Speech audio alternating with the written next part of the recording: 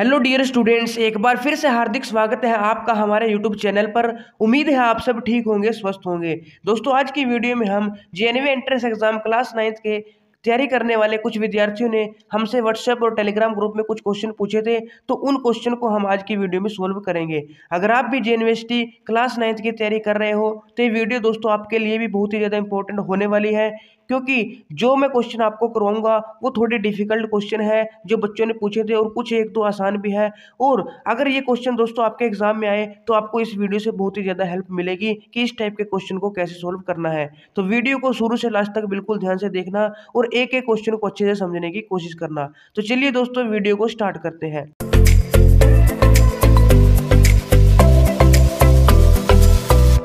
पहला क्वेश्चन है दोस्तों, ए bag contains 600 rupees in the form of 1 रुपी 50 पैसे एंड 25 पैसे coins in the ratio 3:4:12. The number of 25 पैसे coins is, ऑप्शन ए है 800, option B 900, option C 1205 and option D है 9, none of these. तो दोस्तों, क्वेश्चन को मैं एक बार हिंदी में बता देता हूँ। एक बैग में 600 रुपये की राशि है और किस फॉर्म में है? 1 रुपये के सिक्के हैं, 50 पैसे के सिक्के और 25 पैसे के सिक्के हैं। तो कुछ उसमें 1 रुपये के सिक्के हैं, कुछ 50 पैसे के सिक्के हैं, कुछ 25 पैसे के सिक्के हैं, और टोटल मनी है जो आपके पास 600 रुपये है।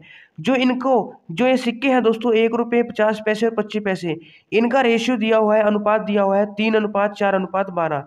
यानी ये सिक्के 3:4:12 के अनुपात में इस बैग में है। तो आपको बताना है कि 25 पैसे के कुल कितने सिक्के हैं। तो दोस्तों, इस क्वेश्चन को बिल्कुल ध्यान से समझना। सबसे पहले आपको क्या पता है दोस्तों कि बैग में टोटल मनी कितनी है? 600 रुपये है। अब दोस्तों, हमें नहीं पता कि 1 रुपये के कितने सिक्के हैं और 50 पैसे के कितने सिक्के हैं, 25 पैसे के कितने सिक्के हैं, लेकिन हमें इनका रेशियो दिया हुआ है कि जो इनकी संख्या है सिक्कों की वो 3:4:12 में है। तो सबसे पहले हम क्या करेंगे दोस्तों, मान लो ये 1 रुपये का सिक्का है और यहाँ पे दोस्तों 50 पैसे सिक्के हैं और यहाँ पे दोस्तों 25 पैसे के सिक्के हैं। हमें नहीं पता दोस्तों ये कितने हैं। हम मान लेते हैं दोस्तों, अगर इनका रेशियो 3:4:12 है तो हम मान लेंगे दोस्तों 1 रुपये के 3x सिक्के हैं, 50 पैसे के दोस्तों 4x सिक्के हैं और जो 25 पैसे हैं इसके 12x सिक्के हैं। तभी दोस्तों जो इनका रेशियो है वो 3:4:12 बनेगा। अब दोस्तों, अगर मैं आपसे एक क्वेश्चन पूछूं कि आपके पास 10 रुपये का एक नोट है, 10 रुपये का एक नोट है, तो आपके पास दोस्तों कुल पैसे कितने होंगे? 10 को 1 के साथ मल्टीप्लाई करोगे तो 10 रुपये होंगे। अगर मैं आपको कहूँ कि आपके पास 10 रुपये के 2 नोट हैं, तो अगर मैं पूछूं कि आपके पास कुल मनी कितनी है, कुल पैसे कितने हैं, तो 10 को 2 के साथ मल्टीप्लाई करेंगे 20 रुपये। ऐसे दोस्तों, आपके पास 10 के 5 नोट हैं तो 10 पंजे 50, आपके पास टोटल 50 रुपये होंगे। अब दोस्तों, आपके पास 1 रुपये के 3x सिक्के हैं। एक सिक्का होगा तो 1 रुपया, 2 सिक्के होंगे तो 2 रुपये, लेकिन 3x सिक्के हैं तो टोटल रुपये कितने बनेंगे दोस्तों? 3x इंटू 1 यानी 3x ही बनेंगे। अब दोस्तों, 50 पैसे के आपके पास 4x सिक्के हैं। 50 पैसे का मतलब दोस्तों क्या होता है? 1/2 रुपीज़, यानी कि हाफ रुपीज़। 50 पैसे में आधा रुपया होता है, आपको पता है। तो अगर दोस्तों 50 पैसे का एक सिक्का है तो 50 पैसे होंगे, 50 पैसे के 2 सिक्के हैं तो 50 दूनी 100 पैसे हो जाएंगे, जो कि 1 रुपया होता है। 50 पैसे के 4 सिक्के होंगे तो 5 चौके 20 यानी 200 पैसे यानी 2 रुपये होंगे। अब दोस्तों 50 पैसे के 4x सिक्के हैं तो टोटल रुपये कैसे निकालेंगे? 50 पैसे को 4x के साथ गुना कर देंगे। अब 50 पैसे में दोस्तों आधा रुपया, तो आधा रुपया को मैं किसके साथ गुना करूंगा? 4x के साथ। तो ये आंसर हमारा रुपये में आ जाएगा। यानी 50 पैसे के अगर 4x सिक्के हैं तो टोटल मनी कितनी होगी? 1/2 इंटू 4x होगी। सिमिलरली दोस्तों यहाँ पे हम करेंगे, 25 पैसे का एक सिक्का होगा तो 25 पैसे, 2 सिक्के होंगे तो 50 पैसे, 3 सिक्के होंगे तो 75 पैसे और 4 सिक्के होंगे तो 100 पैसे यानी 1 रुपया बनेगा।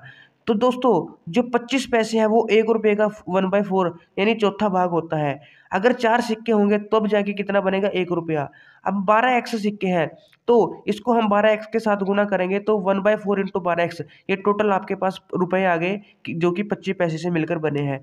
तो दोस्तों, आपके पास यहाँ पे एक एक जो रुपया था उससे टोटल इतनी मनी बनी, 50 पैसे से इतनी बनी और 25 पैसे से टोटल इतनी मनी बनी, जो कि कितनी दी हुई है दोस्तों? टोटल मनी आपको 600 रुपये दिया हुआ है। तो आपके पास एक इक्वेशन बन गई दोस्तों कि हमारे पास जो टोटल मनी हम ऐड करेंगे वो 600 आएगी। अब दोस्तों बिल्कुल ध्यान से देखना, ये तो 3x का यहाँ पे 3x ही आएगा, ये 1/2 इंटू 4 है, तो 2 2 जा 4 होगा, तो यहाँ पे कितना आएगा दोस्तों प्लस 2x आएगा। यहाँ पे दोस्तों 4 1 जा 4 और 4 3 जा कितना होता है 12, तो यहाँ पे कितना आएगा दोस्तों 3x, जो कि किसके इक्वल है 60 के, सॉरी 600 के। तो 3 और 2 5, 5 और 3 8, 8x की वैल्यू दोस्तों यहाँ पे 600 आ गई। अब हम x की वैल्यू निकालेंगे। x की वैल्यू होगी दोस्तों 600/8, इसे हम डिवाइड करेंगे। 8 सत्ते 56, 40 बचा और 8 पंजे 40, 56 40 बचेगा, 4 0 40, तो 8 पंजे 40 हो जाएगा। तो दोस्तों x की वैल्यू यहाँ पे आपके पास 75 आ गई। x की वैल्यू कितनी आ गई दोस्तों 75। अब दोस्तों क्वेश्चन में आपको क्या पूछा गया है, नंबर ऑफ 25 पैसे कॉइन्स, 25 पैसे के कितने सिक्के हैं। 25 पैसे के दोस्तों 12x सिक्के हैं। कितने सिक्के हैं 12x। अब 12x को निकालने के लिए क्या करेंगे, x चाहिए और x हमारे पास आ गया, तो 25 पैसे के सिक्के हैं 12x, यानी 12 गुना x, x की जगह हम क्या लिखेंगे 75। तो कितना आएगा दोस्तों, हम इसे अगर मल्टीप्लाई करें, 12 पंजे 60, 6 बचेगा, और 12 सत्ते कितना होता है दोस्तों 84, और 84 में 6 जोड़ेंगे तो 90, यानी टोटल कितने बनेंगे दोस्तों 900 सिक्के बनेंगे किसके 25 पैसे के। तो दोस्तों आप देख सकते हो 900 हमारा कौन से ऑप्शन में है, बी ऑप्शन में है, तो ऑप्शन बी आपका दोस्तों यहाँ पे क्या हो जाएगा, राइट आंसर हो जाएगा। अब देखते हैं दोस्तों नेक्स्ट क्वेश्चन। क्वेश्चन नंबर 2 है दोस्तों, the cost of making an article is divided between materials, labour and overhead in the ratio 5:3:1। ये भी दोस्तों रेशियो वाले चैप्टर का क्वेश्चन है, और जो रेशियो वाला चैप्टर दोस्तों बहुत ही इंपॉर्टेंट और बेसिक चैप्टर है। जब मैंने आपको करवाया था तब भी बताया था, तो इसे आप बिल्कुल अच्छे से समझ लेना, क्योंकि ये कुछ दूसरे चैप्टर्स हैं उनमें भी इसका यूज हो जाता है। तो the cost of making an article is divided between materials, labour and overheads in the ratio 5:3:1। If the materials cost कितनी है 6.90 रुपीज है, then cost of the article is, तो आर्टिकल की कॉस्ट बतानी है दोस्तों। एक जो आर्टिकल है उसे बनाने में कॉस्ट लगती है, उसको डिवाइड किया गया है किस किस में, मटेरियल में, लेबर में और ओवरहेड में। किस अनुपात में डिवाइड किया गया है, मटेरियल 5, यहाँ पे लेबर 3 और ओवरहेड 1, यानी 5:3:1, 5:3:1 में। अब दोस्तों मटेरियल की कॉस्ट दी हुई है 6.90 रुपया, तो आपको बताना है कि पूरे आर्टिकल की कितनी कॉस्ट होगी। तो सबसे पहले देखो दोस्तों, मैं यहाँ पे लिख लेता हूँ मटेरियल, मटेरियल की कॉस्ट, और फिर यहाँ पे लेबर की कॉस्ट, और फिर यहाँ पे दोस्तों ओवरहेड की कॉस्ट। इनका दोस्तों अनुपात दिया हुआ है कॉस्ट का कितना, 5:3:1, 5:3:1। तो इसे मैं 5x, इसे 3x और इसे मैं 1x यानी x मान लूंगा। तो मटेरियल में कितनी कॉस्ट आती है 5x, लेबर में 3x कॉस्ट आती है, और ओवरहेड में x कॉस्ट आती है। आपको पूरे जो आर्टिकल है उसकी कॉस्ट बतानी है, तो पूरे आर्टिकल की कितनी कॉस्ट होगी दोस्तों, 5 और 3 8, 8 और 1 9, टोटल कॉस्ट कितनी होगी 9x। तो आपको 9x की वैल्यू निकालनी है, लेकिन उसके लिए सबसे पहले x निकालना होगा, और x निकालने के लिए आपके पास एक क्या होनी चाहिए कंडीशन, जो कि यहाँ पे दी हुई है। क्या दी है दोस्तों, मटेरियल्स कॉस्ट इज कितनी है 6.90, तो जो मटेरियल की कॉस्ट है वो 6.90 के इक्वल है, यानी हमारे पास 5x की वैल्यू दी हुई है दोस्तों 6.90। तो 6.90 किसकी वैल्यू है 5x की, तो यहाँ पे हम x की वैल्यू निकाल लेंगे। 6.90 को हम 5 से डिवाइड करेंगे, कितना आएगा दोस्तों, 5 1 जा 5, यहाँ पे पॉइंट लगेगा, और यहाँ पे 1 बचा था, तो 5 3 15 और 5 8 40 यहाँ पे आ जाएगा। तो 1.38 ये क्या आ गई दोस्तों, आपके पास x की वैल्यू आ गई। हमें क्या निकालना है दोस्तों, 9x निकालना है, हमें क्या निकालना है 9x। तो 9x कितना होगा दोस्तों, 9 इंटू जो 1.38 है इसे हम मल्टीप्लाई कर देंगे। तो चलिए दोस्तों इसको मल्टीप्लाई करते हैं, 9 8 72, 9 3 27, 27 में 7 जोड़ेंगे 34, 9 एकम 9, 9 और 3 कितने होते हैं दोस्तों 12, और पॉइंट लगेगा दोस्तों यहाँ पे, क्योंकि 2 से पहले पॉइंट है तो 2 से पहले पॉइंट लगेगा। तो दोस्तों कितने रुपए आया दोस्तों, 12.42, 12.42 रुपीज़। आप देख सकते हैं दोस्तों ऑप्शन है यहाँ पे 12.42 रुपीज़ है, तो ये आपका राइट आंसर हो जाएगा। हमें दोस्तों पूरा जो आर्टिकल है उसकी कॉस्ट निकालनी थी, तो सबसे पहले इक्वेशन बनाई, और क्या कंडीशन दी हुई थी, मटेरियल की कॉस्ट दी हुई थी जो कि 5x का इक्वल था, तो यहाँ से x की वैल्यू निकाल ली, टोटल कॉस्ट 9x है, तो x की वैल्यू यहाँ पे पुट करने के बाद हमारे पास आंसर आया 12.42। तो दोस्तों ये था आपका क्वेश्चन नंबर 2। अब देखते हैं क्वेश्चन नंबर 3।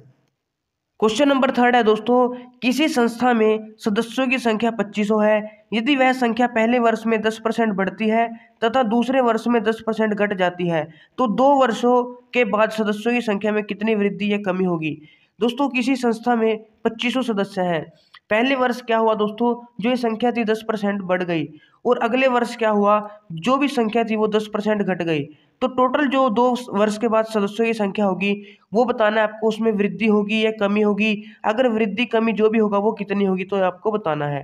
तो सबसे पहले दोस्तों जो 2500 है क्या है, सदस्यों की संख्या है, इसमें दोस्तों 10% की वृद्धि हुई, 10% ये बढ़ जाती है। तो दोस्तों जब भी आपके पास कोई बढ़ाने या घटाने का 10% मतलब परसेंटेज में कोई चीज़ बढ़ती है तो आपको सिंपली क्या करना है, मल्टीप्लाई करना है। अगर बढ़ रही है तो 100 में जोड़ देना है, 100 में ऐड कर देना है। कितनी बढ़ी है दोस्तों 10, तो 100 में 10 ऐड कर देना है और डिवाइड में क्या करना है 100 करना है। अगर बढ़ती है तो प्लस करना है और अगर कम होती है तो माइनस करना है। तो यहाँ पे क्या आएगा दोस्तों 2500 गुना इसमें जोड़ेंगे तो 110 और डिवाइड में आएगा 100।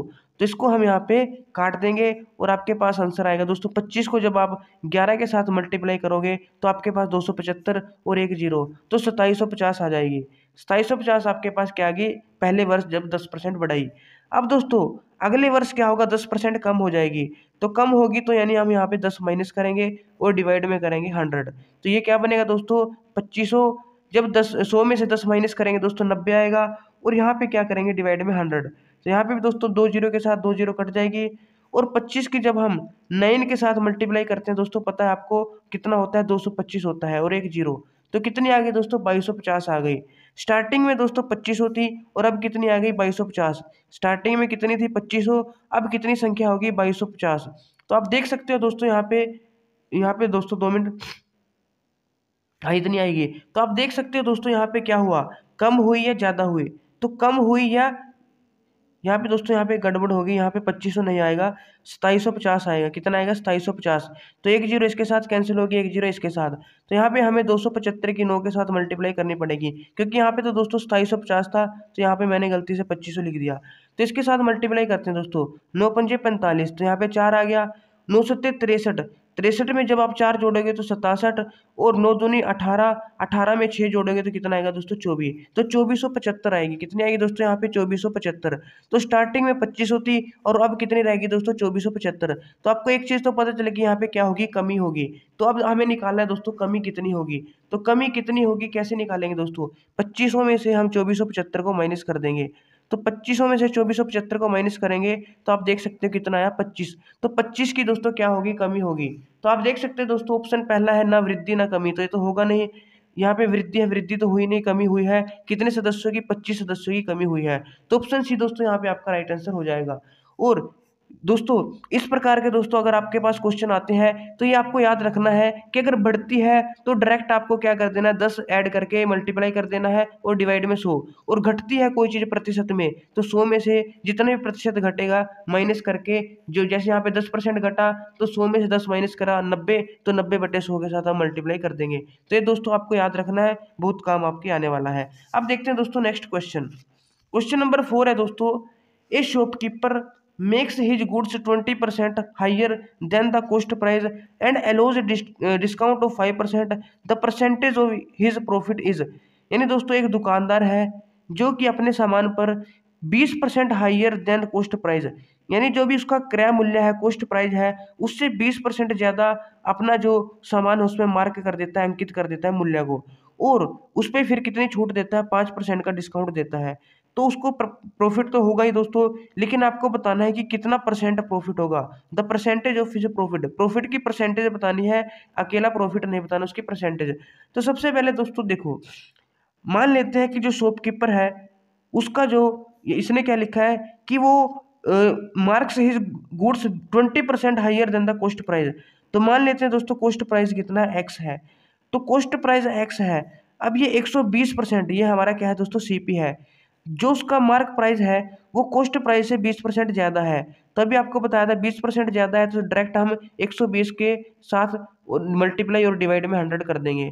तो उसका जो मार्क प्राइस है वो कितना है दोस्तों, यहाँ से अगर हम डिवाइड इसको जीरो को काटें और यहाँ पे 2 छिक्के 12, 2 पंजे 10, तो कितना है दोस्तों 6x/5, ये हमारे पास मार्क प्राइस आ गया। अब दोस्तों ये हमारा कॉस्ट प्राइस था और हमने मार्क प्राइस भी यहाँ पे निकाल लिया। अब दोस्तों इस मार्क प्राइस पे यानी कि 6x/5 पे वो कितना डिस्काउंट देता है, 5% की छूट देता है। तो 6x/5 है, 5% की छूट देना यानी कि 5% कम करना। तो 5% कम करेंगे 100 में से यानी कि 95 और डिवाइड में 100, तो ये हमारा क्या होगा, सेलिंग प्राइस होगा। क्या होगा, सेलिंग प्राइस, यानी जिस प्राइस पे बेचा जा रहा है। तो 5% डिस्काउंट देने के बाद बेच रहा है, तो यानी कि 5 माइनस करेंगे 95 और डिवाइड में 100। अब दोस्तों यहाँ पे हम थोड़ी सी कैलकुलेशन करेंगे। 5 1 जा 5 और 5 9 जा 45, और ये कितना बचा दोस्तों, यहाँ पे 19 की 6 के साथ आप मल्टीप्लाई कर सकते हो। 19 6 या कितने होते हैं दोस्तों, 100 कितने होते हैं 14। तो यहाँ पे x और डिवाइड में कितना आ गया दोस्तों, यहाँ पे कितना आ गया 100 आ गया, डिवाइड में 100 आ गया। तो दोस्तों x था और कितना बन गया 114/x। तो आप यहाँ पे दोस्तों प्रॉफिट कैसे निकालोगे, देखो दोस्तों x था, इसके मल्टीप्लाई में कितना है 114/x है, यानी दोस्तों x के मल्टीप्लाई में कितना है 100 + 14/100। 100 + 14 को ही क्या लिखते हैं हम 114। तो यहाँ से आप सिंपली देख सकते हैं कि कितने परसेंट की जो वृद्धि हुई है, कितना परसेंट लाभ हुआ है, 14% लाभ हुआ है। तो पहला तरीका तो दोस्तों ये है लाभ निकालने का। और दूसरा आपको सिंपली पता है एसपी में से सीपी माइनस करो, एसपी में से सीपी माइनस करो, यह आएगा प्रॉफिट, और परसेंट में निकालना है तो डिवाइड में सीपी करके फिर 100 के साथ मल्टीप्लाई कर देनी है। ये किसका फॉर्मूला है दोस्तों, प्रॉफिट परसेंटेज का। तो यहाँ पे एसपी कितना है दोस्तों 114/100, 114x/100 है, माइनस दोस्तों सीपी करेंगे जो कि x है, कितना है दोस्तों x है, डिवाइड में फिर सीपी करेंगे जो कि x है, और फिर मल्टीप्लाई में कितना करेंगे दोस्तों 100 कर देंगे। अब दोस्तों यहाँ पे देखो 114x ये माइनस कितना हो जाएगा 100x, डिवाइड में 100 किसके साथ मल्टीप्लाई होगी, यहाँ पे आएगा 100x किसके, और इंटू में क्या है दोस्तों यहाँ पे 100 है, इंटू में क्या है 100, तो 100 के साथ 100 कैंसिल, 114x में से 14x घटाएंगे तो 14x आएगा, और डिवाइड में x है तो x भी कैंसिल, तो कितना बचा दोस्तों 14%। तो ऐसे भी आप निकाल सकते हो, और ये ट्रिक की मदद से आप सिंपली ऐसे भी निकाल सकते हो डायरेक्ट कि 14% आपका यहाँ पे प्रॉफिट आएगा। तो दोस्तों ये था क्वेश्चन नंबर 4, उम्मीद है आपको समझ में आया होगा। अब देखते हैं क्वेश्चन नंबर 5।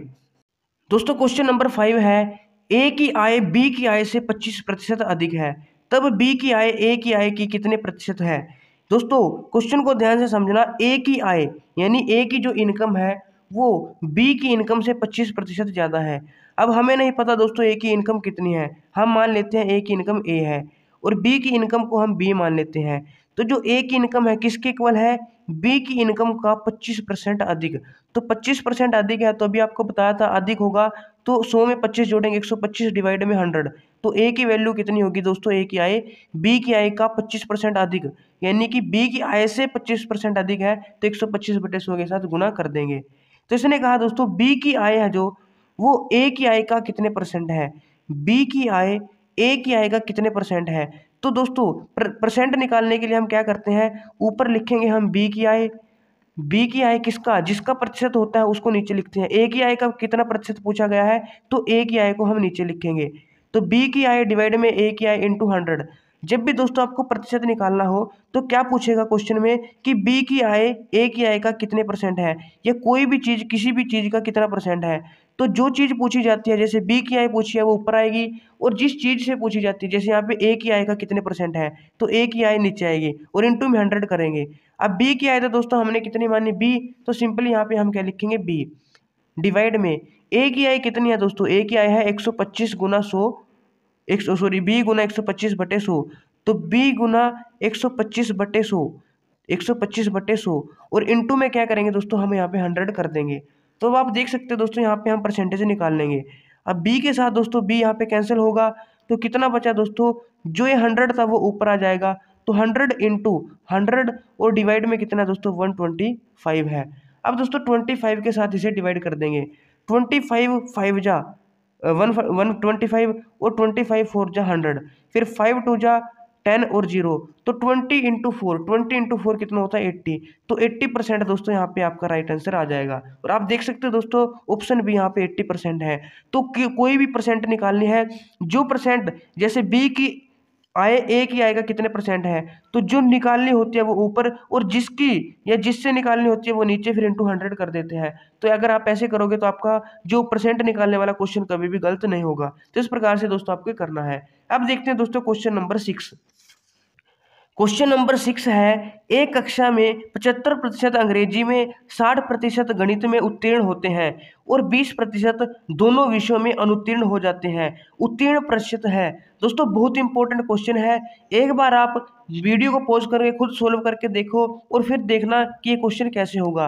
दोस्तों एक क्लास में जो 75% स्टूडेंट है वो अंग्रेजी में और 60% गणित में यानी कि मैथ में क्या होते हैं, उत्तीर्ण हो जाते हैं, पास हो जाते हैं। लेकिन 20% स्टूडेंट्स है जो वो दोनों में अंग्रेजी और गणित इन दोनों में क्या होते हैं, अनुत्तीर्ण हो जाते हैं। तो उत्तीर्ण कितने होंगे ये हमें निकालना है। अब दोस्तों यहाँ पे देखो, इस क्वेश्चन को हम कैसे कर सकते हैं, वेन डायग्राम की हेल्प से कर सकते हैं। अब ये वेन डायग्राम क्या होता है दोस्तों, देखो मैं यहाँ पे बनाता हूँ। दोस्तों ये हमारे पास टोटल स्टूडेंट्स हैं, क्या है हमारे पास टोटल स्टूडेंट्स कितने हैं, जो 100 है। हम मान लेते हैं हमारे पास टोटल स्टूडेंट्स कितने, 100% यानी 100 मान लेते हैं। ये है हमारे पास दोस्तों जो मैथ में पास हुए और यहाँ पे वो है जो हमारे पास क्या है, गणित में पास हुए हैं। ये मैथ वाले हैं और ये गणित वाले, सॉरी ये मैथ वाले हैं और ये इंग्लिश वाले हैं। अब दोस्तों जो पास हुए हैं वो ये दोनों हैं, मैथ और इंग्लिश के। अब इसने कहा है कि 20% दोनों में अनुत्तीर्ण है, यानी यहाँ पे क्या आएगा, जो 20% विद्यार्थी हैं जो फेल हो गए वो यहाँ पे हैं, और जो बीच में आपको दिखाई दे रहे हैं इसमें गोले में, ये 80% विद्यार्थी हैं जो पास हो गए हैं। क्योंकि अगर 20% फेल हुए हैं तो ये कितने होंगे, 80% हैं। लेकिन अब यहाँ पे देखो दोस्तों, मैथ में कितने 75% और इंग्लिश में कितने 75% और मैथ में कितने 60% पास है। अब दोस्तों ये पूरा मैथ है, इसमें 75% कितना 75%, और ये पूरा इंग्लिश है, इसमें दोस्तों कितना 60%। इसमें 60% व्यक्ति जो स्टूडेंट्स हैं वो उत्तीर्ण है, पास है। अब दोस्तों यहाँ पे देखो, यहाँ पे आपको कुछ कॉमन एरिया नज़र आ रहा होगा। अब इस जो ये 75 है और जो ये कितना है दोस्तों 60 है, इसमें से कुछ ना कुछ दोस्तों जो स्टूडेंट्स हैं वो दोनों में भी पास होंगे, यानी मिक्स भी होंगे, जो मैथ में भी पास है और जो इंग्लिश में भी पास है। और कुछ ऐसे हैं जो सिर्फ मैथ में है और कुछ ऐसे होंगे जो सिर्फ इंग्लिश में है। तो दोस्तों यहाँ पे देखो, इन सब का जो टोटल है वो कितना है आपको पता है, 80 होगा, क्योंकि 20% तो फेल है। इन सब का टोटल कितना होगा, 80 होगा। तो हमें अगर ये वाले निकालने हैं तो हम कैसे निकाल लेंगे, सबसे पहले इन दोनों को जोड़ेंगे, तो 75 और 60 को जोड़ेंगे, कितना आएगा दोस्तों, 135 आ जाएगा, 135। अब दोस्तों ये जो ये है ये कितने, यहाँ पे 2 बार आ गया, क्योंकि 2 बार ऐड हो गए, एक बार इंग्लिश में भी और एक बार इसमें भी। अब हमें पता है टोटल कितने हैं दोस्तों, 80 है। तो 135 में से हम 80 माइनस कर देंगे। 135 में से अगर हम 100 जो 80 माइनस करेंगे दोस्तों तो कितना आएगा, 5, और 13 में से 8 गए 5 आएगा, 55 आएगा। तो दोस्तों जो 135 में से हमने 80 माइनस किया, यानी टोटली कितने थे, 80 थे। कितने थे, 80 थे। जो 55 है वो क्या आ रहे थे दोस्तों, डबल आ रहे थे, क्या आ रहे थे, डबल आ रहे थे। तो 180 में से 135 में से 80 माइनस करने के बाद कितना हमारा 50 आ गया, यानी 50% आ गया। अब दोस्तों देखो, ये जो हमारे पास मैथ के 75 है, इस 75 में से जो 15 है, अगर हम 15 अलग करेंगे तो कितना आएगा दोस्तों, 75 में से अगर हम 15 अलग करेंगे तो कितना आएगा, 20 आएगा। इसमें से भी अगर हम 15 अलग करेंगे तो कितना आएगा दोस्तों, 5 आएगा। तो 20 और ये है दोस्तों 5, और ये जो बीच में कितना आएगा हमारे पास 55 आएगा, जो बोथ होंगे, कितने होंगे, 55 होंगे, जो दोनों में पास होंगे। अब दोस्तों आपसे क्या पूछा है, दोनों विषयों में अनुत्तीर्ण कितने हैं, 20% है, यानी 20% ऐसे हैं जो दोनों विषयों में क्या है, अनुत्तीर्ण फेल है। तो दोनों विषयों में उत्तीर्ण बताने हैं, तो दोनों विषयों में उत्तीर्ण कितने आ गए दोस्तों, 55 आ गए। तो 55% आपका यहाँ पे राइट आंसर हो जाएगा। एक बार दोबारा बताता हूँ दोस्तों, जो अंग्रेजी में 75% क्या है दोस्तों, उत्तीर्ण है। तो अंग्रेजी ये रही दोस्तों। अच्छा यहाँ पे मैंने मैथ का लिख दिया, तो यहाँ पे मैथ वाले में दोस्तों यहाँ पे 5 और यहाँ पे कितने आएंगे, 20 आएंगे। अंग्रेजी में कितने दोस्तों, 75 है। अब 20 तो दोस्तों ये रहे जो सिर्फ इंग्लिश में है, और 55 ऐसे जो दोनों में है, तो 75 बन गया। जो गणित में कितने पास है दोस्तों, 60%। तो 55 + 5 60% गणित में पास है। तो हमने दोस्तों ये 55 वैल्यू कैसे निकाली, जो गणित में दोस्तों 60 थे और इंग्लिश में 75 थे, तो दोनों जोड़ के कितना बना, 135। अब 135 तो दोस्तों टोटल तो इनकी संख्या 80 है, लेकिन ये ज़्यादा आ गई। इसका मतलब दोस्तों कुछ ऐसे भी हैं जो दोनों में पास है, तो इसको हम कैसे निकालेंगे, 135 में से माइनस करके, जो कि कितना है दोस्तों, यहाँ पे 55 आ गया। तो 55% ऐसे हैं जो दोनों में क्या है, उत्तीर्ण है, यही हमें निकालना था। तो 55% यानी ऑप्शन है दोस्तों यहाँ पे आपका राइट आंसर हो जाएगा। अब देखते हैं क्वेश्चन नंबर 7। क्वेश्चन नंबर 7 दोस्तों, ये रहा आपके सामने। दो धनात्मक संख्याएं x और y व्युत्क्रमानुपाती हैं। यदि x में 10% की वृद्धि होती है तो y में कमी कितनी होगी? व्युत्क्रमानुपाती का मतलब दोस्तों, अगर एक को बढ़ाएंगे तो दूसरी कम होगी और एक को कम करेंगे तो दूसरी ज्यादा होगी। अब यहाँ पे देखो दोस्तों, क्या दिया हुआ है, x है जो व्युत्क्रमानुपाती है किसके? y के। तो x प्रोपोर्शनल होगा 1/y के, यानी इनवर्सली प्रोपोर्शनल होगा y के। तो इससे हम क्या लिख सकते हैं, जब हम प्रोपोर्शनलिटी का साइन हटाएंगे तो यहाँ पे दोस्तों हमें कांस्टेंट लगाना पड़ेगा k। कुछ भी लगा सकते हैं, हम k मान लेते हैं। तो x की वैल्यू कितनी आएगी दोस्तों? k/y। अब दोस्तों यहाँ से मैं क्या लिख सकता हूँ, y को इस साइड भेजूंगा तो xy is equal to k लिख सकता हूँ, यानी x और y का जो प्रोडक्ट है वो k के इक्वल होगा। अब दोस्तों यहाँ पे क्या कहा गया है क्वेश्चन में कि x में हमने 10% की वृद्धि की, तो जब x में 10% की वृद्धि करेंगे तो x की वैल्यू कितनी होगी दोस्तों? 10% की वृद्धि करने के बाद 110 अपॉन जो 100 है इसके साथ मल्टीप्लाई कर दें क्योंकि वृद्धि हुई है, तो x गुना 110/100 हो जाएगा, जो कि कितना होता है अगर हम इसे काटें 11/10x। तो वृद्धि करने के बाद x की वैल्यू कितनी बनेगी? 11/10x। तो इसमें पुट करेंगे 11/10x। लेकिन दोस्तों जो ये x इंटू वाई का जो प्रोडक्ट है वो k के इक्वल है। अगर मैं यहाँ पे अकेला y लिखूंगा तो ये k के इक्वल नहीं रहेगा। तो यहाँ पे 11/10 आया है, तो इसका मतलब यहाँ पे हमें 10/11 भी मल्टीप्लाई करना पड़ेगा ताकि ये कैंसिल होके जो वैल्यू है वो सेम रहे। तो यानी y की वैल्यू हमारे पास कितनी बन गई दोस्तों? 10y/11, 10y/11। y की वैल्यू y से कितनी बन गई? 10y/11 बन गई, जो कि कम हो रही है। अब आपको बताना है कि कितने परसेंट इसमें कमी आई। तो कितने परसेंट कमी आई कैसे निकालेंगे दोस्तों? जो 10/y है, सबसे पहले हम क्या करेंगे, y में से 10/11y माइनस करेंगे और फिर y करेंगे डिवाइड में और इंटू 100 करेंगे, इससे हमारे पास परसेंट आ जाएगी।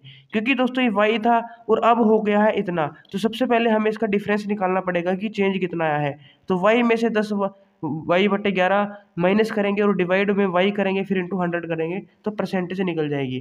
तो दोस्तों यहाँ पे देखो 11y, इसको अगर मैं ओपन करूँगा तो 11y माइनस 10y और डिवाइड में 11 की इस y के साथ मल्टीप्लाई होगी तो 11y और इंटू में कितना आएगा, यहाँ पे 100 आ जाएगा। अब 11y में से 10y माइनस करेंगे तो 1y आएगा। कितना आएगा दोस्तों? 1y। तो यहाँ पे आया y, डिवाइड में कितना है 11 और इंटू में कितना है दोस्तों 100। तो कितना आ गया दोस्तों? और दोस्तों यहाँ पे y के साथ y भी कैंसिल होगा, यहाँ पे 11y है तो y के साथ y भी कैंसिल होगा। तो सिंपली आपका क्या बनेगा, सिर्फ 100/11 बनेगा, क्योंकि ये y था और ये 11y है तो कैंसिल, तो 100/11 आ गया 100/11, जो कि आपका आंसर हो जाएगा 100/11%। और आप देख सकते हो दोस्तों ऑप्शन ए में है 100/11%। तो 100/11% वाई में कमी होगी अगर एक्स में 10% वृद्धि होती है, और ये दोनों क्या होते हैं? व्युत्क्रमानुपाती यानी कि रेसिप्रोकल होते हैं, यानी कि इनवर्सली प्रोपोर्शनल होते हैं। तो इस प्रकार दोस्तों आपको क्वेश्चन करना है। तो दोस्तों ये 7 क्वेश्चन थे जो हमसे पूछे गए थे। अगर आपको कोई भी क्वेश्चन समझ में नहीं आया है तो आप कमेंट करके दोबारा पूछ सकते हैं। अगर आपको वीडियो अच्छी लगी, कुछ सीखने को मिला, तो प्लीज़ इसे लाइक शेयर जरूर करें। और दोस्तों आप जानते हैं हमारे चैनल पर फ्री में जवाहर नवोदय विद्यालय प्रवेश परीक्षा की तैयारी करवाई जाती है। तो अगर अभी तक आपने चैनल को सब्सक्राइब नहीं किया तो चैनल को सब्सक्राइब जरूर करें और इस वीडियो को अपने बाकी जो साथी हैं उनको साथ शेयर जरूर करें। तो दोस्तों मिलते हैं एक और नई वीडियो में, तब तक के लिए हमारे साथ जुड़े रहिएगा। जय हिंद, जय भारत, जय नवोदय।